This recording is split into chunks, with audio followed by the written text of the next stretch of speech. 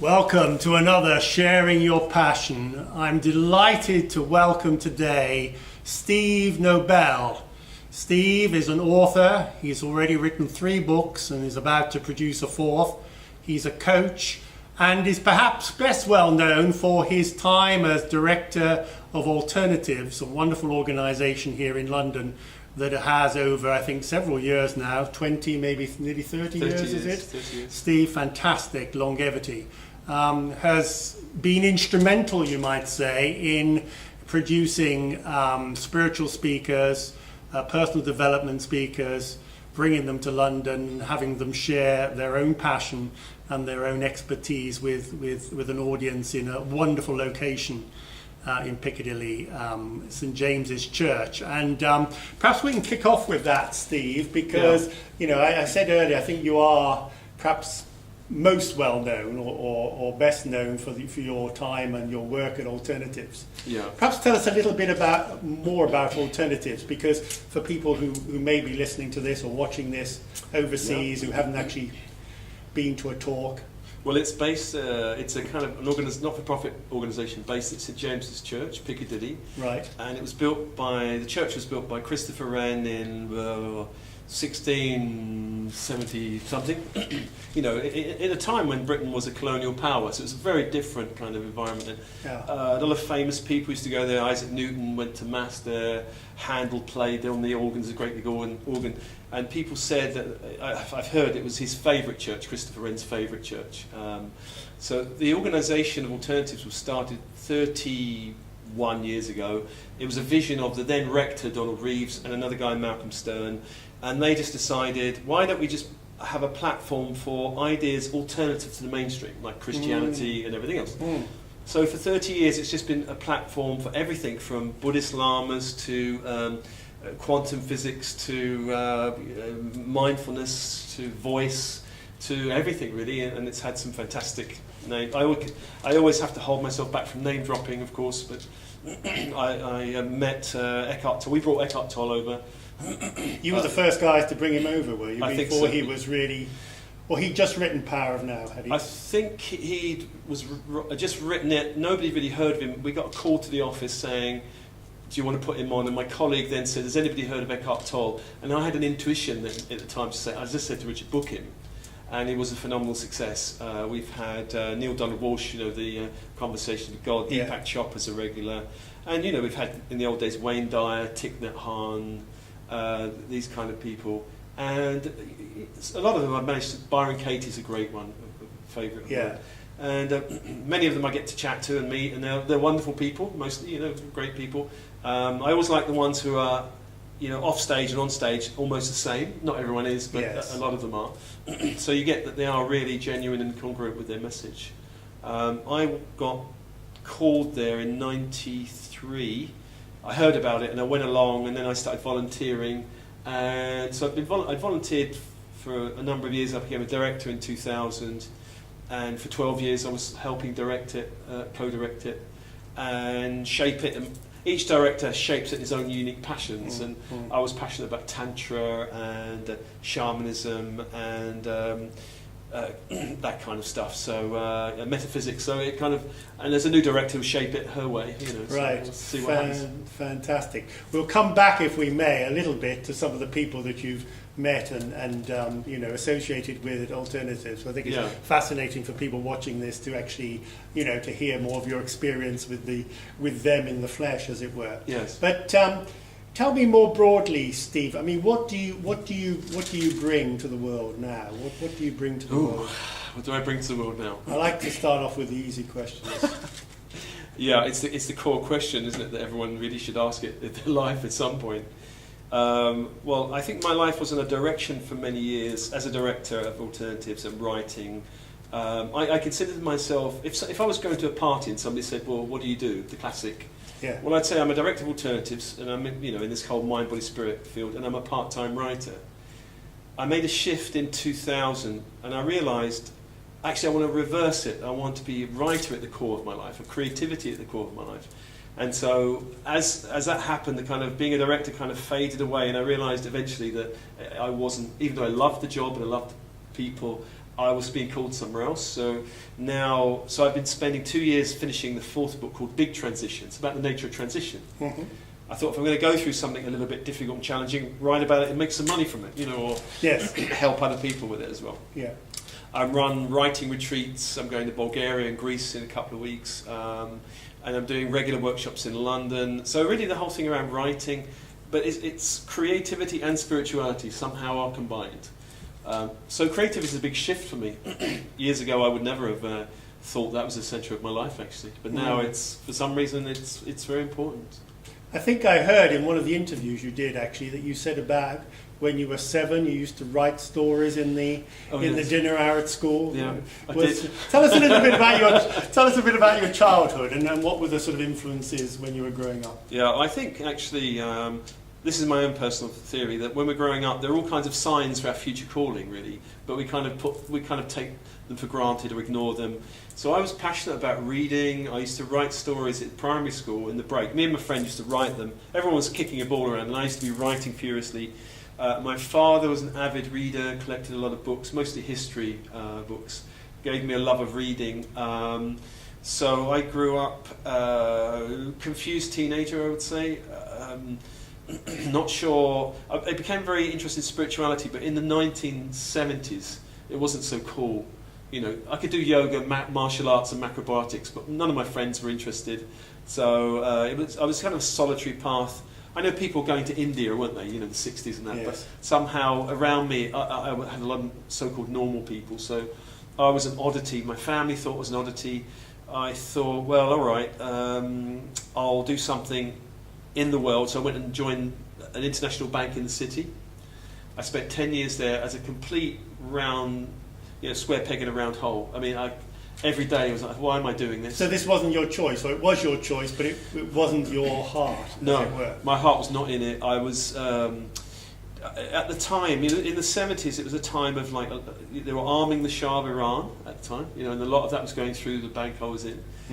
So every day I was processing chieftain tank parts for the Shah of Iran, and kind of wondering about it. And then I was in another department where we were multi-million-pound projects like dams in South America, railways in third world countries. And I used to wonder, do they really need this? And my colleagues at the time would say, look, don't worry about it. At the end of the year, you get the bonus. It's all fine. That was that kind of mentality. Yeah.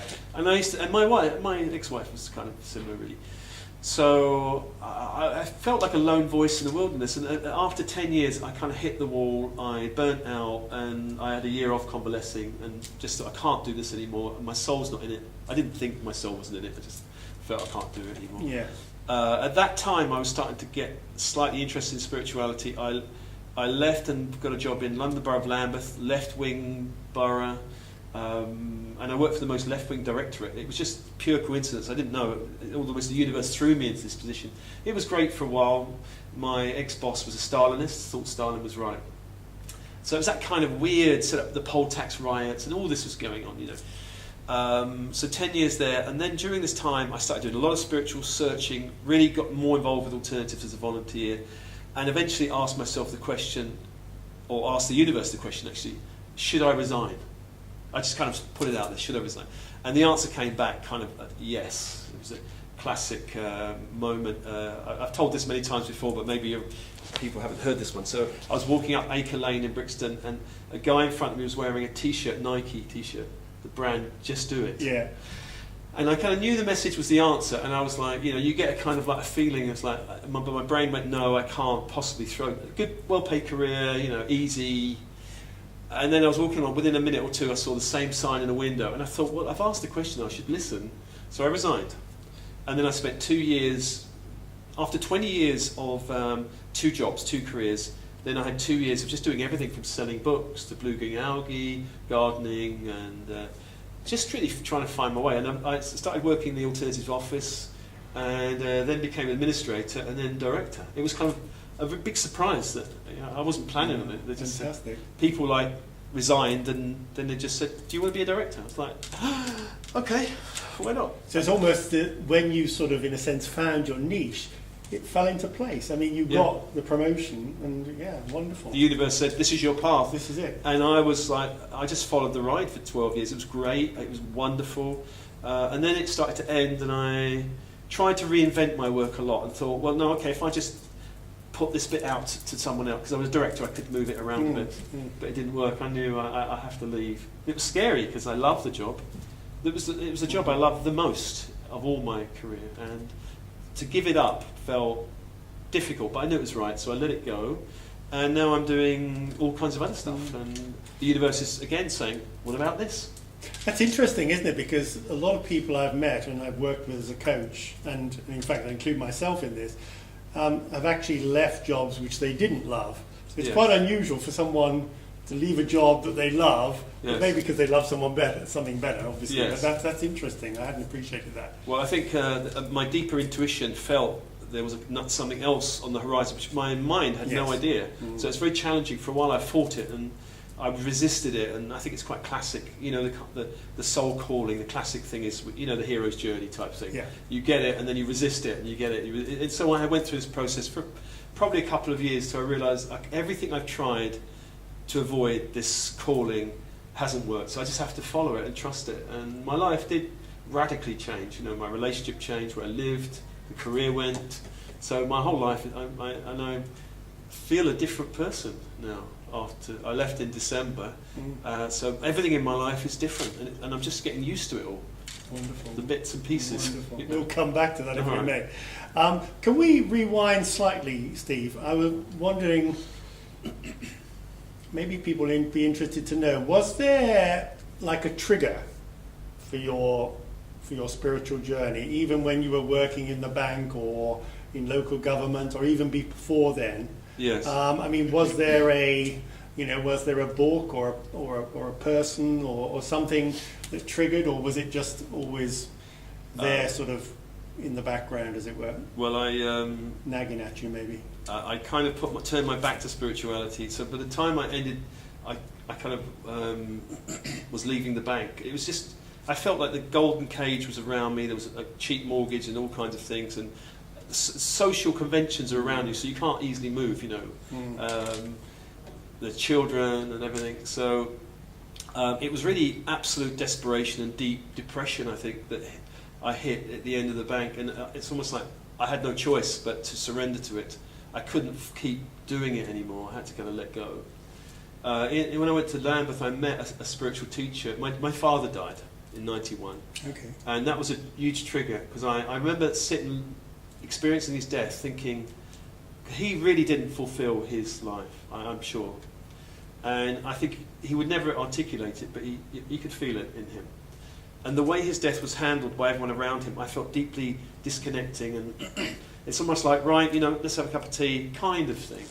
It was a way it's kind of, we don't do too much emotion, so we're just, you know, let's just... And that was very difficult. And I remember leaving the hospital thinking there must be more to life than this. And that question, I think, triggered something huge. And very quickly, I met all kinds of catalysts and signposts that pointed me to a spiritual teacher. And I stayed with that teacher for 9 years, and she was amazing.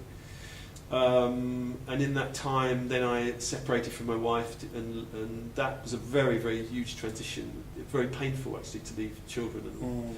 And most people would say, well, you're leaving for another woman, but it was not that at all. It was leaving for a spiritual path, which is very uncommon, I think, hard to explain. My family couldn't understand it. You know, the story of the Buddha leaving his home, nobody would get it, really. I'm not saying I'm the Buddha, but it was that I understand that difficulty, family versus a calling. It's very, very difficult. So I chose the calling, and then off I went, and eventually had all kinds of adventures and find myself here, really. You know, so I mean, I think the last 12 years have been the most powerful time of my life. Alternatives, writing. I fell in love with another woman. We were together for 12 years. That also ended around the same time. So I had like ending of relationship, end of career. So that's why I started writing about big transitions, because I think when I hit midlife, chiron return at 50, everything seemed to be difficult and challenging, and the universe was saying that old life is not going to continue for the next part of your life.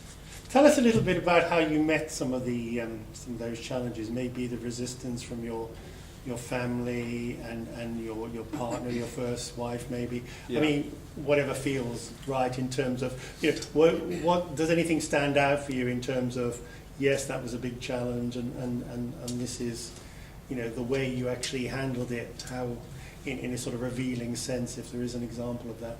Well, I suppose in terms of soul calling, we could say, the two things really, for me, the two things stopping me has been like fear, which is the classic one, isn't it? Yeah. What the hell am I going to do now? I think we're terrified of the blank canvas, the blank slate. Okay, that's finished, but I can go anywhere, and that's like, oh my gosh, but where? I don't know. And so that can be a strong resistance for me anyway. Fear, confusion, doubt. Is this right? The other thing which I think is huge for me and a lot of people is systemic guilt, family. I've done a lot of I've been interested in family constellations, and I've found that really we're not these little independent units that we think we are. We're as tied to our family and grandparents and great grandparents and all what went on before. And stuff that they were working through and didn't resolve is left to the kids. To kind of. I do believe that. I know the Bible says, stuff from the parents goes down 7 generations and all this kind of stuff. And I think it's true that I know, having done a lot of constellation work myself, that I've been unbinding myself from my grandparents' challenges. For example, my grandfather went to the First World War.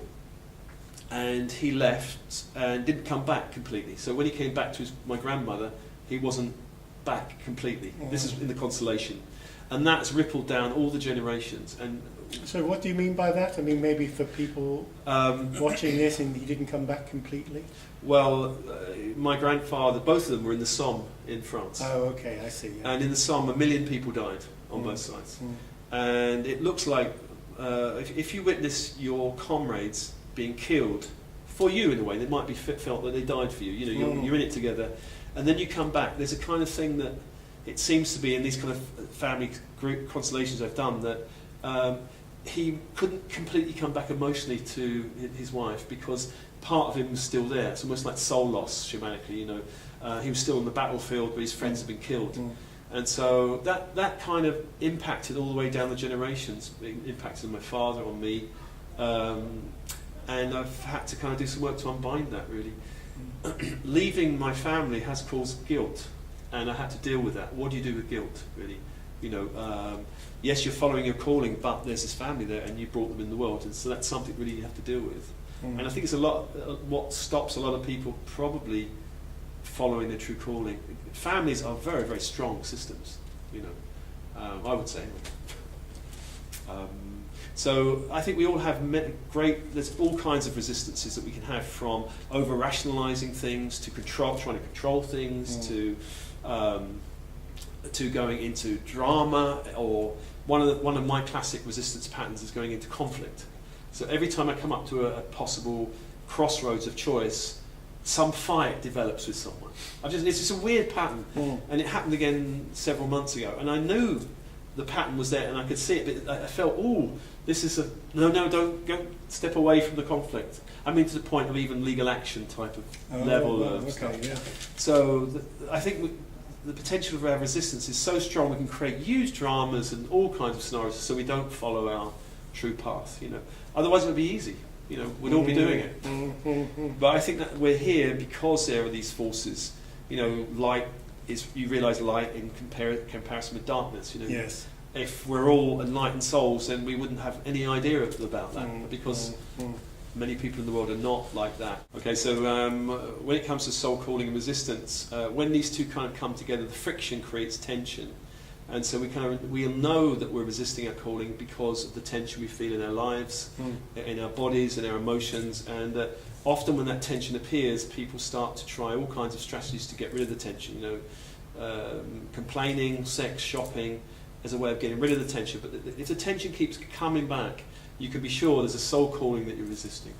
I would say. Yeah, that's interesting, because I don't know if you know Michael Brown. He's written a couple of books, and one of his books he talks very much about that. He talks about the addictions of things like work, alcohol, shopping. Yes. And primarily, he says, they're addictions in the sense that we're addicted to them because they're a great way of suppressing our emotions and not allowing the stuff to come up. In other words, keep working and the stuff stays down, so it doesn't come up. So it's quite yes. one way of doing it. Well, I think that's why we have such an addictive society. Yes. I read somewhere that in the UK, is it 3 billion painkillers or something is taken a year or something? Amazing. So that's a lot of suppression going on. Yeah. So there's a lot of pain in the country, which is a shame, really. Yeah.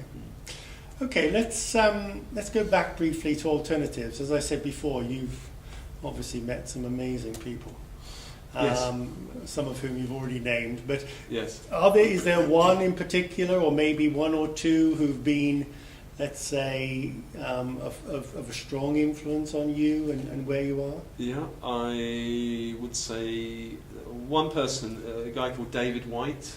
Okay. Yeah. He's sometimes called the corporate poet, although he wouldn't like that. He writes, but he does kind of work in the corporate world. He's a poet, and he creates conversation around leadership and cooperation and that kind of thing. And I found his work and his poetry, it's very pioneering, very edgy, very real. And every time I hear him, it's very thought-provoking. And certainly in terms of soul calling, he's great. He says we should be leaning towards the edge of our lives, and most of us stay well in our comfort zone. So he's been great. He was a marine biologist or something, I think. Worked in the Galapagos Islands as a guide for many years, and then decided his soul calling was to be a poet. And it's very funny because he said he went and had lunch with his father-in-law, and the 10 seconds of silence after him telling his father-in-law, I'm going to be a poet, was the most devastating. As you can imagine, I'm going to be a poet, most poets end up in the gutter or say not a success. Yeah. So he's very powerful. I've loved Byron Katie's Inquiry. Yes.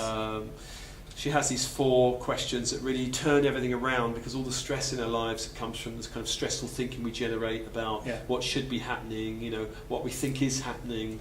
And actually, when she's a master at getting people to turn around their thinking and actually see, it's probably something I'm doing or thinking that I can actually own and change. And I've seen radical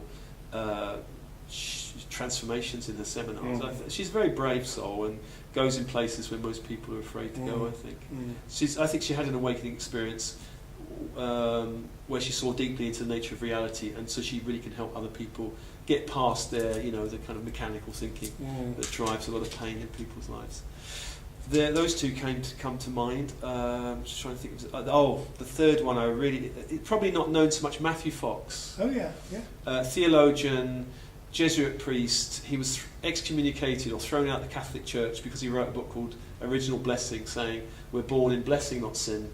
And I think it was actually Ratzinger, who became Pope, actually kicked him out with 130 other liberal thinkers, saying you're too much for the church. But when I heard him, I thought I'd be probably Christian if there were more people like you, because he was just so inspiring. He works with gangs in LA, young kids, and he's got that kind of power. He's mid-70s, and I looked at him, I thought, wow, I hope I've got the same level of aliveness when I'm in my mid-70s. Wow, fantastic. Yeah.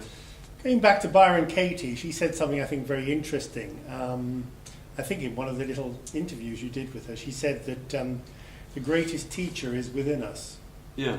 And I was thinking of that in the context of coaching, because obviously we're both coaches. Yeah.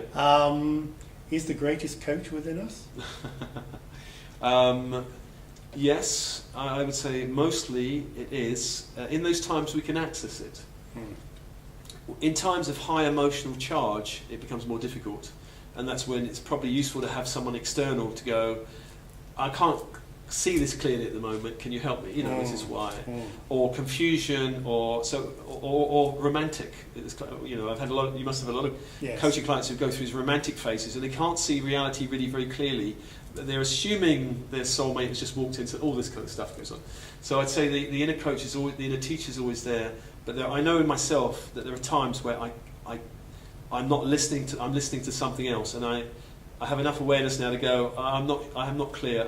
I need some feedback, some help, and that gets me back in track, because if somebody's a really good mirror, that they'll help reconnect you with your own. That's what I feel.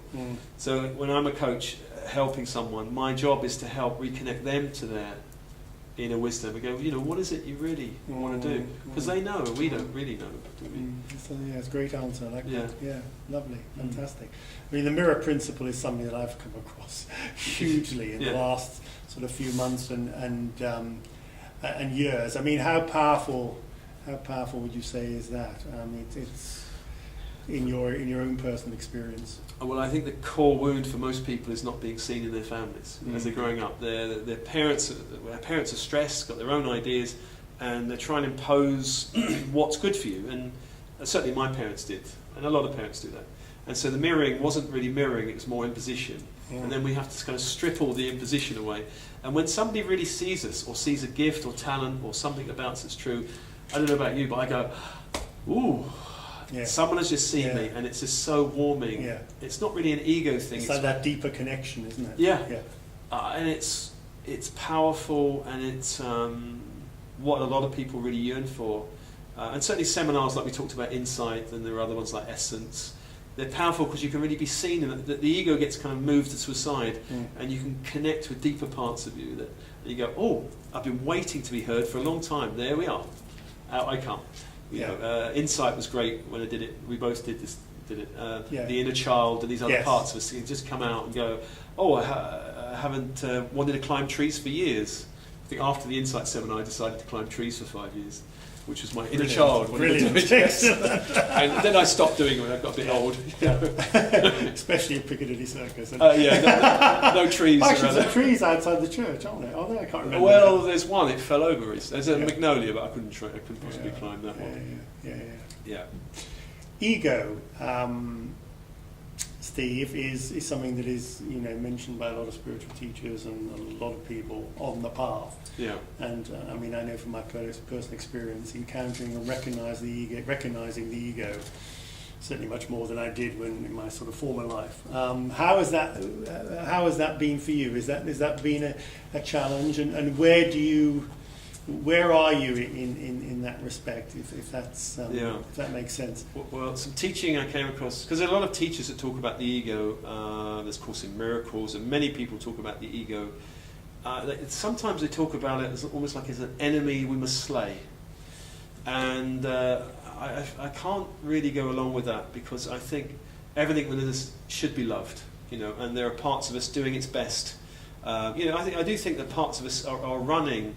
Maybe there's a program in us that's been set from the age of 7 that's trying to do something for us. It just keeps running, like a computer program, until we say, oh, hang on a minute, something else, I think most of us run in a very limited capacity of our true being. This is what we call ego, and it's a problem because it's so limited. But if we open it out a bit and go, there's more of us, there's lots of parts of us that we may have pushed aside when we were very young. Terry Tillman, who we both know, said a classic story of his two daughters, I think, and one of them painted the front room wall with a great painting, and he came home and he freaked out. What have you done? She never picked up a paintbrush again. And he said the story to highlight the fact that her creativity artist disappeared, and so not available to her anymore. So her job was to call it back. This is a part of it that she's lost. That part of the soul left. Yeah, part of the soul left. And I've known many people, particularly creativity seems to be a strong one, where if creativity or right brain qualities are disowned because then society doesn't value them, we lose them, and our job is to bring them back to be whole, really. I would say that in the education system, the left brain, we develop our intellect, our rational thinking to such an extent that everything else goes. Imagination is just imagination. Intuition is, what is that? Women have it maybe, but it's reclaiming all these things so our sense of self expands. So it's not about slaying. We don't want to get rid of our intellect or get rid of our parts of us that want to plan, but we do want to expand it out so it's actually held and not doing the job all by itself, which it can get rather tired, I think, those parts of us. So I think the ego is parts of us that we've overworked, are overtired, and sometimes just do not know how to cope in certain situations. And what we need to do is love them and go, actually it's not your job at the moment. Maybe my imagination or vision or intuition or or ability to connect with people will be much more useful here. And there's a teacher, what's her name? Miranda, used to be Miranda Holden, I think Miranda McPherson now. She's used to teach a course in miracles, and I read on her website, it's not about attacking the ego, it's about relaxing the ego. And I really like that. If you can relax the ego, then our light can shine through. We don't go at it with a knife. Why would we want to do that? It's a crazy thing to do. I don't think we should belittle the ego. I think we should just put it in convalescence and just go rest, and let's just to try expanding and try something else. It's because if we can synergize, you could say left and right brain qualities. The definition of synergy is the whole is greater than the sum of the parts. And we do find that when we do synergize these parts, we find such more resources available to us and capabilities. And our light can shine through. I think the ego is a vehicle for our light. And in some people it's a very narrow, and the light just can't get through. So it's about expanding the channel, not destroying the channel. That's my own personal. Can we live without the ego, Steve? Can you live without ego? Gosh. It's funny because when I started coming to spirituality, I noticed that my ego would start mimicking the voice of my intuition, which was like, ooh, it would give me messages like, oh, you should do that. And I knew it wasn't the true intuition, it was just parts of me trying to mimic it. But then that kind of stopped, and I think I would say that I live with a broader sense of ego. I don't try and have no ego. I still think our light needs a vessel in this world. We need to pay our rent. I mean, it's very easy if we're on a mountain top and meditating, the food's being brought every day. But we're in the city, we're working, we've got relationships, and we need a personality that's broad enough and wise enough to be able to be in the world and not of the world. That's my personal thing. If I was to retreat from the world, I'd say no. But as long as I'm in the world, I need a broad sense of ego, not a limiting one or a false one. I think we kind of say, this is who I am, and that's the problem. I am a mother, boss, director, writer, but we're none of those things. And once we realise that, we realise they're just like parts we play, or they're energies within us. We have a different relationship to ourselves in a way. We don't take ourselves so seriously. We can be a bit lighter. I think I've had an awakening experience of a kind, but that was a very difficult one. I went through a dark night of the soul experience for 7 months. So, and that shook all my internal structures up, like the tower card of the tower, collapsed. Was that an external thing, a trigger, or an internal thing? How if you don't mind sharing with it was an external trigger that triggered an internal process that went on for probably 3 years, but intensely for 7 months. And people, I've done spiritual practice for 20 years, and it's been marvellous. But when life shook me like that, it wasn't a pleasant experience. And it was like rough love of a really strong kind. So I'm still integrating all of that and trying to, come to earth with it in a way. It's given me a broader sense of self. I don't take myself so seriously. I realise I'm impermanent. I'm not going to be here forever, and it's all okay in a way. I don't feel so worried about that. A lot of my angst has kind of dropped away about stuff, and I guess that's part of why we do it.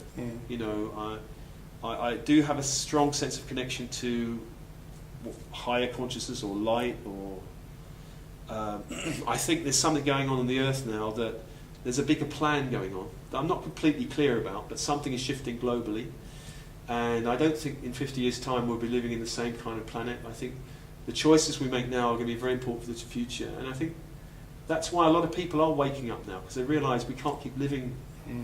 We need to live more sustainably. We need to think about spirituality on the planet as well. It's not just about more money, more pleasure.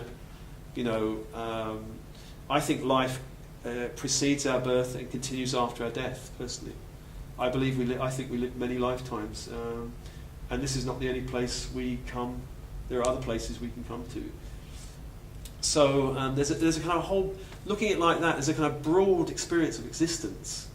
So I think a lot of people are here now because they're part of a bigger change going on. and I'd like to be part of that, and I'd like to help in any way I can. Beautiful. Yeah, that's Yeah. beautiful. Beautiful.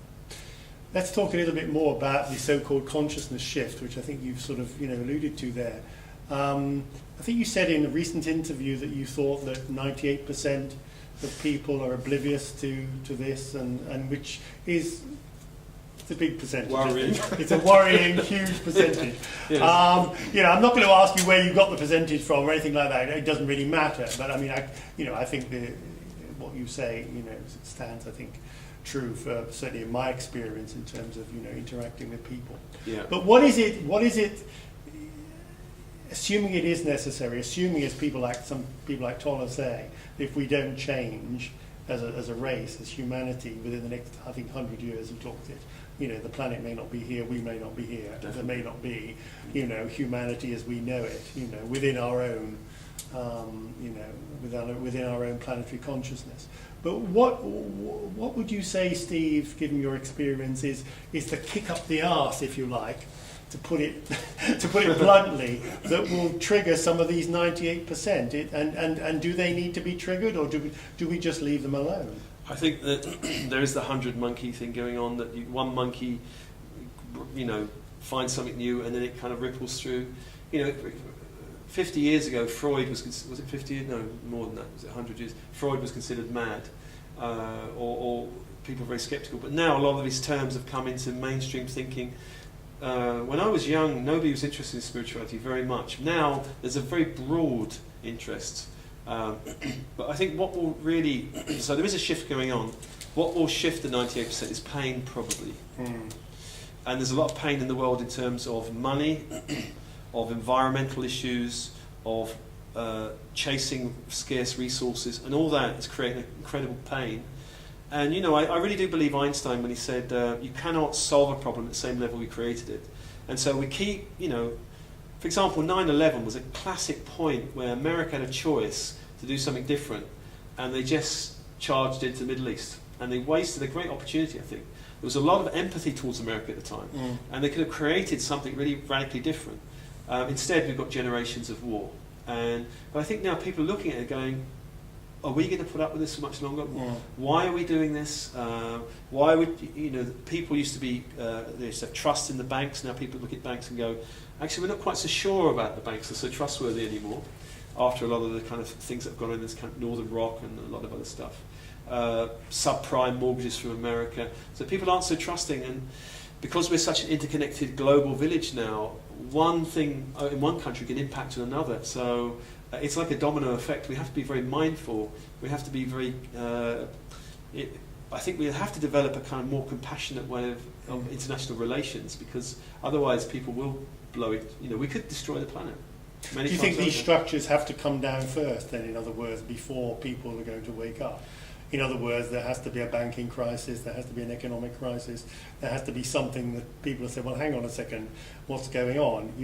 I think for me, and this is just my opinion, but I'll share it with you, and please tell me what you think. I think one of the effects, if you like, of the so-called consciousness shift is that more truth is coming out, and truth in the sort of broadest sense, which means that things are going to be revealed about what's been going on in the world that, let's say, some of us are either being totally oblivious about or, taken for granted. I mean, you mentioned a good example in your recent interview, namely free energy, things like that, which most people haven't heard of, and even if they did hear of it, they probably wouldn't believe it, And I'm not being funny, but, this seems to be the way. So how do you, is that the way it's going to go when people actually begin to learn the truth of, if you like, what's been going on behind the scenes, and then they will say, well, hang on a second, no more. Traditionally, things like war have awakened people spiritually. After the First World War and Second World War, there was a huge explosion of interest in spiritualism. It took millions of deaths to actually break through that hard thing. Now there's a lot of kind of, I don't know, it might be something like 80 wars going on around the world at the moment. We hardly ever... That many? Amazing. I don't read newspapers these days. But yeah, something like that. God. WikiLeaks was a shock to a lot of people. What Julian Assange published was a shock. Of course, the American authorities were not happy with that. And there's a lot of things that go on behind the scenes that the public do not know because they trust their governments to get on with it. But more and more, we're kind of questioning governments. Are they doing the right thing? You know, democracy should be that they listen to the people. But I remember marching against the war in Iraq. 1 million people turned up. Tony Blair was in power. And he just disregarded that, which was quite a shock. I thought he would listen to that, but actually decided to go in anyway. So pain will wake up the 98%, because the 98%, it could even be 99%, are living in a kind of scarce resources, money chasing. You know, the myth of that 98% is that more equals more happiness. If I have more money, I'll be happier. So a lot of people are chasing more money. If I have more sex, I'll be happier. But it's a myth, because more is always better, as this myth goes, you know. But you realise at a certain point, people who work in the corporate world chase the money. A lot of them go, it's meaningless. At a certain point, they go, that's not fulfilling me. And a lot of people leave. So that myth that drives the 98%, they only leave when they hit that level of pain, where it's like a level of questioning, and it is painful to question. Have I wasted my 40 years or 30 years? It's a painful question. And I chatted to a guy recently who was 76, and he's just waking up now. And the question for him is, what have I been doing for 76 years? It's a painful question. Situations like 9/11 were a huge wake-up call, I think, for me. When I saw 9/11, I thought, there's something not right about that. The story that's going around is not right. And I didn't know what it was, but I'm not, the kind of view that we're given from the government of what went on, I don't think actually did go on. But on the other hand, if you go too far down conspiracy... And 9/11 is not the only example, is there? There are so many examples. Many other examples. You've only got to look at the internet. I mean, I'm always amazed at the stuff on the internet about, black operations and so on in the United States. And the guys from, the Project Camelot guys, they've now discovered some huge base in Utah where they're... where some military organization is actually, has created these sort of black flying saucers, and supposedly going to Mars. I mean, whether it's true or not, one has to sort of, but you can understand that some of these things do fit together, don't they? Like all these trillions of dollars that suddenly went missing in the States. Where's it going? And I don't know. It's not easy not to be sceptical, if I can sort of put it in that way, in a double negative, isn't it? I think there are things behind the scenes that we've got no idea about that might be slightly shocking for the public, but more and more it's being revealed because more and more people are finding out about it and putting it on the internet. So it is kind of like, but for most people there's a kind of denial. No, that's not possible, so I can't. Because it means questioning the whole of reality, and that's tough. Is that the truth, that we're in denial, basically? This is why the 1980% are not moving? I think the denial, yes, I think that, reality is a certain way. It's the denial. I must trust my government more or less. Al-Qaeda did blow up, the Twin Towers. There's nothing else to it than that. And if we go in and attack the terrorists, then we will be safe again. This is a kind of very delusional reality, really, isn't it? I mean, the Buddha said many years ago, killing just produces hatred.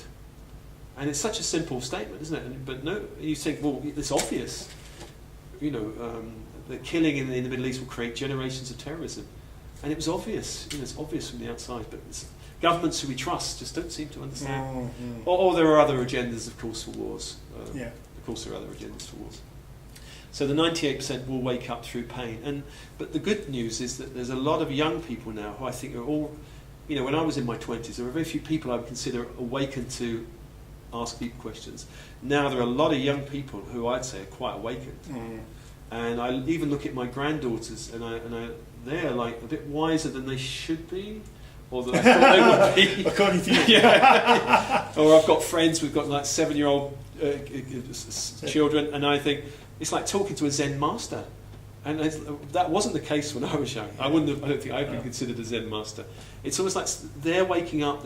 Not only just new technology, they can get on an iPad and download apps at the age of 4. There's something about them that's different. A lot of these kids, they're the ones taking up arms around protecting the forests and the green earth, and it's the young, which is wonderful, really. That they're prepared to say, no, we've got to defend the planet. It's our home. You can't cut down all the trees and expect to be happy. Beautiful. Let's move into a slightly different direction. Well, quite a significantly different direction. Let's talk about love. Love. Because you mentioned love, and you also said something interesting recently. You also said that working is like falling in love. Mm. I think you meant that, perhaps you can expand upon it, but did you mean that in the context of, you know, once you don't like your work anymore, it's like falling out of love, isn't it? Well, you might have loved it, but you fell out of love with it. I think a lot of people have never been in love. Mm. Actually, I hadn't been in love probably till I was 40, and then it hit me. I went, "This is it. You know, this is what it feels like. This is love." And it's the same with work. It wasn't till I was in my 40s that I fell in love with my work, and it was just such a passion that every day I'd go, and I would. Even my colleagues would say, "You haven't eaten," and I go, "Oh yeah, oh it's all right. I can carry on." I had such a passion for the work and for what it was doing on the planet at the time. I thought that this is a work for many people that I want to touch people with. And for many years, I just had that passion, and then I fell slowly out of love with it. But it's almost like they say the boiled frog syndrome, you know. I don't know if you know that thing. Yeah. So I couldn't recognise I was falling out of love with it, and I tried to rearrange things. And also in my life with women, I've been in love, I'd say twice, possibly a third time coming up. And you can't plan for it. It just happens, and and they say classically that the ego falls asleep then, because the ego just can't. It's just this overwhelming, and it just kind of parts of you just kind of go, all right then. The honeymoon phase comes, and sleep you go. Of course, when you start falling out of love or past the honeymoon phase, then you can come back and say, you haven't put the toothpaste in the thing. Yes. But you've got to get through that phase to fall back in love again. Yeah. Love, I think, is central to everything we do. We don't learn about it at school. There's a lot of romantic notions about it, and a lot of it, I think, is delusional. Probably women know more about love than men until it hits them. That's my experience. In what sense do you mean that? You mean they recognise it more easily? What do you mean by they know more about love? So I'm trying to take the man's point of view. Sorry, guys. I think classically men, the classic male position is, I'm going to make my mark in the world, and I'm going to have a lot of experiences, and at some point I'll settle down. Yeah. I don't think women, it's very generalised, but women, and of course there are women like that, but a lot of women don't have the same feeling. And I remember Wayne Dyer talking about midlife, and he said they'd done research on values, and at midlife men shift from money, work, success into family and spirituality. Oh, okay. And women shift at midlife from family and love and all that to being successful. And so a lot of women at that age, when the kids have grown up, go off to start a business or do something. For men, it can be, it's very important for me that I'm a grandfather. And I love it. I mean, the value of that is so high now. Yeah. And I love spending time every week with them. And I don't know why, it's just something that's come over me. But when I was younger, I was like, You look too young to be a grandfather, Steve. You really do. Thank you. I did think about introducing you as a grandfather, and I thought, well, we don't want to give people the wrong impression straight off the bat. Well, my granddaughter is nearly 4, and she's one of these classic ones. She was sitting on the settee the other 2 weeks ago, and her mother, my daughter, said, "Eva, what are you doing?" And she said, "I'm just downloading an app, Mummy. I'm waiting for it to download."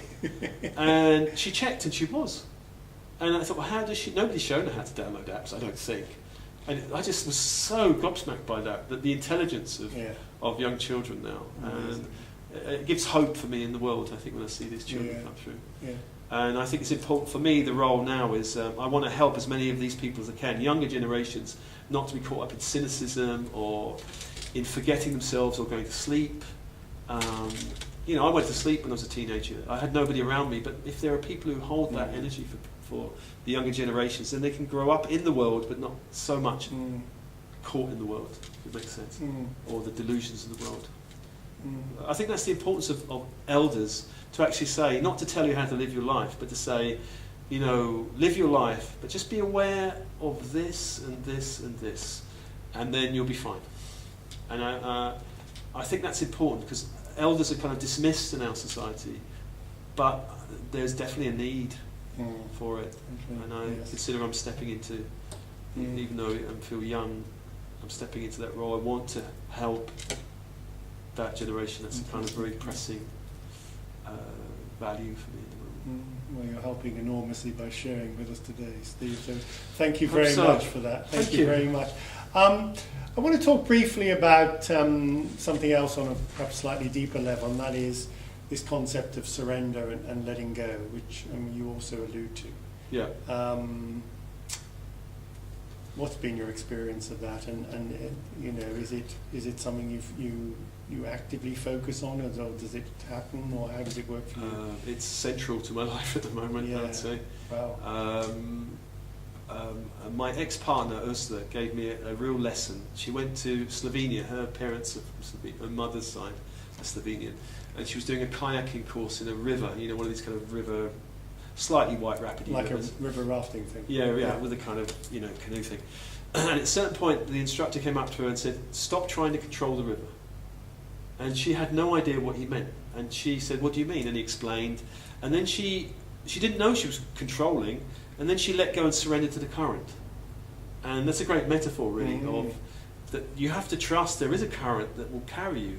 If you don't, surrender makes no sense. Why would you surrender? Surrender means giving up. You know, you're bowing down to superior power. But if you feel, that, as I do, that in life there's this kind of current of energy that's benign and guiding us, and you surrender to it, then it's always leading us to the next opportunity, synchronicity, the right connection. And now people come up to me and say, "I've just had this miracle happen," but it seems that's the way life should be to me. I'm like, that's great, but wouldn't it be great every day that that's the way life should be? And the more that we listen to our soul's calling and stop resisting, the more we step into the current, and the more we trust. It's like putting a toe in. Yes. Oh, okay. Yeah. Oh, it's okay. Maybe I can go a whole leg, and then in you go, and then swim a bit, and then actually the current's safe, and I can trust this current. Unfortunately, religion doesn't teach us to trust the current. It teaches us that God is a vengeful, punishing hell and sin and hellfire. That's not the case as far as I know, and God is not even male as far as I know. I have more Taoist feel for that we're in an interconnected. Everything is energy. Everything is conscious. Yeah. And if you awaken, the world awakens with you, and people step and meet you. If you're asleep, then you'll just look into a world that's asleep. You know, it's like Byron Katie says, I think it's great. If you're angry, you look out in the world and see angry people. If you're joyful, that you'll see joyful people. It's just the way it is. As we change our mind. You focus on. So now I really do look for the light in people, and I notice that if I look for that, it responds rather than we're taught to look at what's the problem with this person? How do I fix this person? And then we're looking for, and that we evoke that from people, and we create more of that. You know. So rather than looking at the best, the light, the potential of someone, and that starts to work, which is what coaches do. Yes. We're looking for that best. We're looking for that. What's the seed? Where does it want to go? And how can we help in that process? There's a great teacher called Seth Channel that I read avidly in the 90s. And he said, "No apple tree grows violets." And I think it's very true that you cannot force someone to do a different calling than they're meant to follow. If they're an apple tree, let them be a great apple tree. If only we could trust that. If only we could trust that. And there's so many people trying to grow violets on their apple tree because they think that's what they should be doing, which is a great delusion. And a painful one. Tell us about the new book, Steve. Okay, the new book's called Big Transitions. It's my experience of transition, which started probably in 2009. I'd been following shamanism for many years, and then I thought, ayahuasca, probably a good idea as part of my shamanic experience. You know ayahuasca? I do, yeah. It's a sacred brew you take in ceremony. I turned up, took it. It blew me out of myself. It took me a month to recover. It was so strong. I met the goddess ayahuasca. It was like, and it wasn't a gentle meeting because I wasn't living my calling, and she was saying, you know, give me a good huge slap on the I got the huge slap, and that was like, oh. Did you do it here, or did you go to Peru or somewhere? I did it in the UK. Okay. And then what happened was I had this Kundalini experience, which I didn't know because I'd done Tantra for many years and nothing had happened. Then suddenly I did this exercise with one person, and my whole energy field blew up. I remember going to bed and my hands were shaking, and I thought, oh my God, what have I done? My energy field felt on fire all night long. I felt weird, and this went on for months and months. Went on for months? Yeah. Wow. I mean, the severity lasted 24 hours, but I could feel it in the background doing something. And then my life just blew up. It was a catalyst came in. My life blew up. I resigned from my career. Me and my partner separated, and really it was just trusting that some part of me knows what I should be doing, because my mind was very confused about all the anchors of my life was gone. I'd done spiritual practice for 20 years, but it didn't prepare me for that. You know, suddenly I was thrown in the river, and I was kind of spluttering, and the river was going quite fast, and my intuition was disconnected. I went through a dark night of the soul for 7 months. It was the darkest period of my life, probably. All meaning left. I thought, why am I here? What am I doing? Maybe I shouldn't be here. Was this the time when you contemplated, taking your own life? I think there was a time, wasn't there, when if you don't mind, I don't want you to... Yes, I did. I remember standing on the River Thames and looking twice down and going, the pain in my body was so intense I could jump in and it would end it. And it felt like a kind of beautiful oblivion somehow, but I just stood there contemplating. I never actually climbed the parapet or anything. It did eventually calm down. I never thought it would go away. I thought if I have to live 30 years of this, then I really would be beyond. It was just too much. Energetically, for the first 2 weeks of that, everything was blowing up around me. Electrical devices was blowing up around me. I remember going in the alternative office one day, and the internet blew up, and I just said, I think it's me, I better leave. And I went with my son to the IMAX in Waterloo. The projector blew up. Wow. This was all in like 3 days. Powerful guy, Steve. Well, something was going on in my energy field, and I was blowing things up, and I thought, and I would get crystals in my hand, they'd blow up, and that went on 3 days very intensely, and then it stopped. So, but I didn't know what was happening to me, and I went to see 18 healers. None of them really could help. Wow. Then I saw one that understood, and she did help. So I went through this transition, and so I started to write about it. I thought, well, the only thing that helped me was writing. So when I felt that I had a purpose in writing about it, that if I make it through to the other side, then it'll be a book. Yeah. And the book's nearly finished now, and I did come across the other side. And I see transition as having 5 elements. One is tension, which I talked about earlier, where soul calling and resistance meet, and it creates tension in your life. And we kind of step up to the soul calling and then we refuse it, and we do this a few times. Then we come to a choice or a crisis. We take the choice. We'll leave the job or leave the marriage or start a business, or we hit the crisis and we get thrown in the river. The next stage is endings and release, where our life just starts to... parts of our life which may have been important start to leave us, possessions, people, old friends, meaning, identity, labels, ego bits start to just shift around and go. Then we go into the kind of transformational zone, recalibrate, metamorphosis. We're between worlds. The old life has gone, the new one hasn't started. We're a bit confused. That can be a dark night of the soul, but not always. For some people it's not. And then rebirth on the other side, which theoretically I knew was there, but experientially I wasn't sure that I would.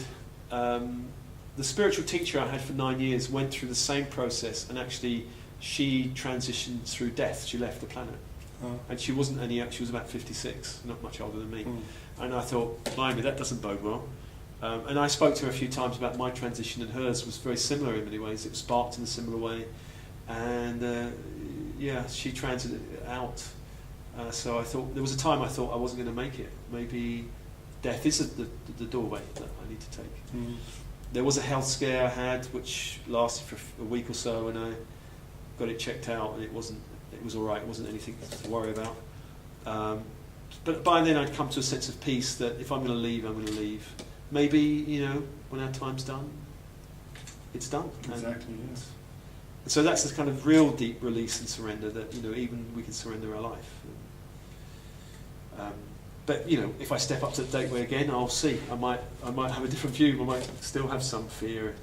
Is that the ultimate challenge, though? You think, Steve? This place where we do literally let go and let God, as one of the expressions goes, or what is it? Thy will, not my will, be done. Yes.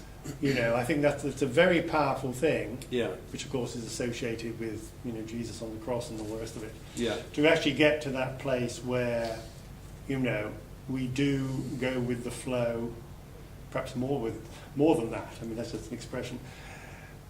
We are the flow. Yeah. Do you see what I'm saying? Yeah, we are the flow.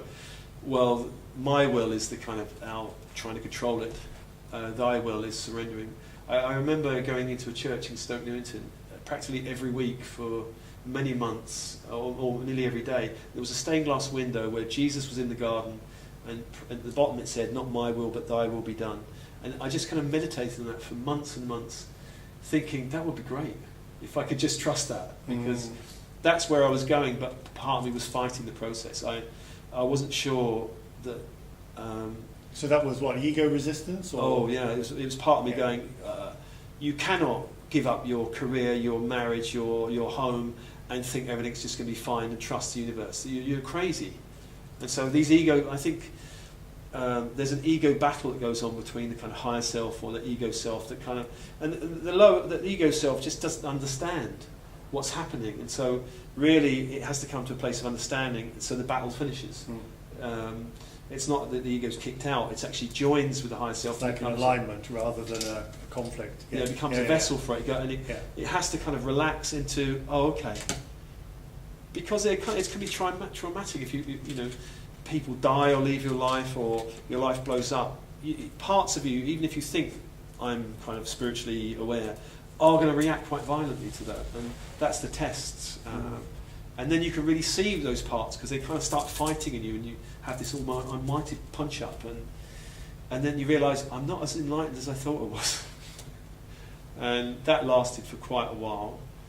But when you go through it, you kind of realise there's not much to be afraid of, really, because we are, as the Buddha said, impermanent. We're not here forever.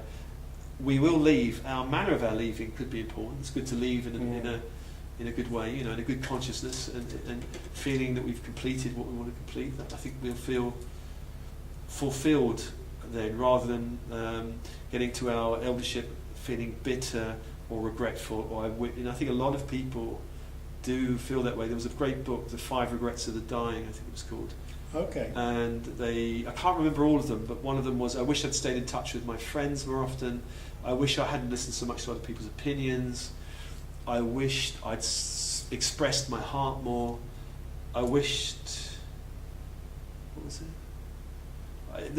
I wish I'd stayed in touch with my friends. I can't remember all of them, but none of them said, I wish I'd worked more in the office, or got more money, or had 10 children instead of 5. It was all about really those kind of soulful things.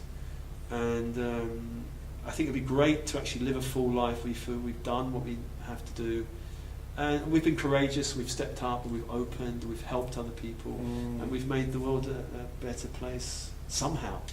Not heroically by, going on some kind of crusade, but just by being joyful with your neighbours and actually loving to the people you know. I think they can be very small. It doesn't have to be like the grand world stage. Yeah. Some people are destined for that, but I don't see myself like that. I see myself as just walking around, meeting people and having heartfelt conversations with them. Beautiful, beautiful. Where's the joy? The joy in what you do, Steve. This is all about showing your passion. Tell us about the buzz and the excitement that you get from doing what you do. I mean, it's... Well, I gave a talk last Friday. 80 people turned up. It was on transitions, and the joy of it was partly I grew as a result of giving that talk, because people ask questions, and I'm interacting with people, and I'm kind of shifting my world view, and I'm growing, and other people come up to me saying they were touched, it moved them, it helped them, and it's good to know, because I don't know if it would, unless they tell me it's helping. I could be on the wrong track. I'm doing a retreat in Bulgaria and Greece this month, and I'm so looking forward to a bit of sun in Greece. And the mountain air in Bulgaria will be wonderful. Bulgarian people are lovely. I love them. I love meeting new people. I love witnessing the shift going on in the world. Like people like yourself, people who are open, who are interested in real conversations, what I consider real conversations. I love nature. Nature is a great joy for me. I love weird things like Tesla's energy devices and all this kind of stuff. I'm eternally curious about things, and I love meeting people I consider wise and joyful. I'd love to have met Joseph Campbell. Actually, yes. But he died. I think if I could have invited anyone to eternity, it would have been him. People like that, when I meet them, I go, "Wow, the world is everything's going to be okay in the world." Actually, it's wonderful. Children, my grandchildren, gives me immense joy. When they say, "Granddad, come here and put me on the swing," my heart just explodes. Really, with them. Looking for new joys. Really. I'm looking. Yeah. Love is a great joy, of course. Absolutely. Fantastic joy. Yeah. Is there one thing that you'd like to share with people watching this now, Steve, maybe off the cuff, maybe spontaneously, that sort of, Yeah. Well, I'd say when we look out... Would be really, of value. When we look out into the world, it's easy to look at the big problems in the world and go, they're overwhelming and it's too difficult and maybe the world is a bit screwed. But actually, I think there's reason for hope. There's a lot of things going on behind the scene that suggests that the consciousness on the planet in 50 years or 100 years will be radically different. And really, that's what creates everything, really. All the decisions we make, all the things we invent comes from that. I think technology is expanding rapidly. I heard there's a new project in the south of France where a £30 billion cold fusion project. If that's successful, the whole face of energy on the planet transforms. So there's a great reason for hope, I'd say. So, if you're sitting there worrying about the world, don't worry. The world is taking care of itself. It's all going to be okay, I think. Fantastic. And do you have a vision of that? I mean, do you have a vision of what that might look like in 50 years' time that you could share with us? I would say, of course, there's a lot of challenges to that. It's not certain, but I would say greater global cooperation. Technology will take leaps and bounds. We will have a greater consciousness around the planet itself, because we'll realise now this is a dark age in terms of sustainability, that we can't just throw nuclear waste in the planet or put it in barrels and think everything's going to be okay. In 50 years, I think people will be horrified about what's happened. During our generation. During our time. Yeah. And from the kind of 50s to now. This will be seen as a dark age, but a needed dark age, because I think without the dark age, people wouldn't move into a lighter age. There's a lot of prophecies that talk about the time we're in. I think like Revelations, the Mayan calendar, Toltec prophecies all talk about now that the time of extreme darkness on the earth precedes a time of light. And that's what I believe is happening. It'll take probably 100 years. So we have to bear with it. Yeah. We'll come back in 100 years and do part 2 of the interview, shall we? We'll be enjoying the just to check in. I'll see you that lifetime. Steve, Steve Nobel, thank you very much. Thank you. Thank you very much, Steve. That's been fantastic. Great. Really glorious and lovely to hear and to hear your views and to have that, Hope it's been absolutely fantastic. So, thank you very much. Thank you all for watching another Sharing Your Passion. My thanks once again to Steve Nobel for his wisdom and his charming way of putting his ideas and views across. Do have a look at the book. When is it due out, Steve? It'll probably be out next year. My last book's called The Enlightenment of Work, which is around transitions in career. Okay. So that's out now through Watkins. So if you're interested in the sort of transitions that Stephen's been talking about, then maybe the book is for you. Anyway, thank you very much for watching, and see you next time with Sharing Your Passion. Thank you.